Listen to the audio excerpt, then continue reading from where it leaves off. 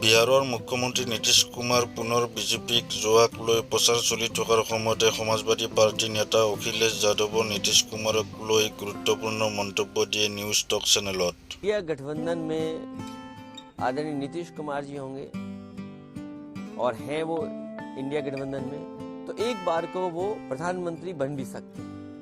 पूर्व में भी यही हुआ है कि कई जो रीजनल लीडर्स जिनको माना जाता था, जब संख्या आई और जब चुनाव हो गया तो सहमतियां भी बनी हैं।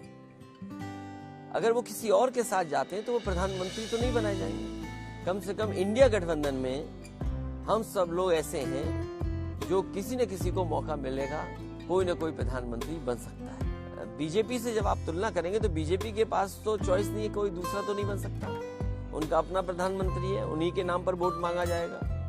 जो दूसरे गठबंधन है मान लीजिए, उनके पास कम से कम चॉइस है, कोई भी बन सकता है, कोई भी दल का बन सकता है। मैं उस रेस में नहीं हूं, ना मैं उस दौड़ में हूं। समाजवादी पार्टी का लक्ष्य है कि भारतीय जनता पार्टी से मुकाबला किया जाए, इसलिए जरूरी है प्रधानमंत्री का नाम, चाहे वो कांग्रेस की तरफ से आए, चाहे टीएमसी की तरफ से आए, चाहे जेडीयू की तरफ से आए और दलों की तरफ से आए, तो यहाँ कम से कम गुंजाइश है, कोई बन सकता है।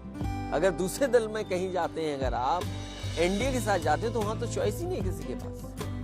तो आपको लगता है अगर नीतीश कुमार को संयोजक बना देते या फेस बना देते प्राइम मिनिस्टर का, तो ये नौबत ना आती जो आज नौबत आ रही है कि वो बीजेपी के साथ जाने की तैयारी कर रहे हैं? मैं समझता हूँ इसमें कांग्रेस को और पहल करनी चाहिए थी, और कांग्रेस अगर पहल करती तो ये बातें कभी नहीं आएंगी। तो जिम्मेदार हैं, बड़े नेता हैं, और उन्हीं ने प्रयास किया था शुरुआती दौर में, अगर आपको याद हो।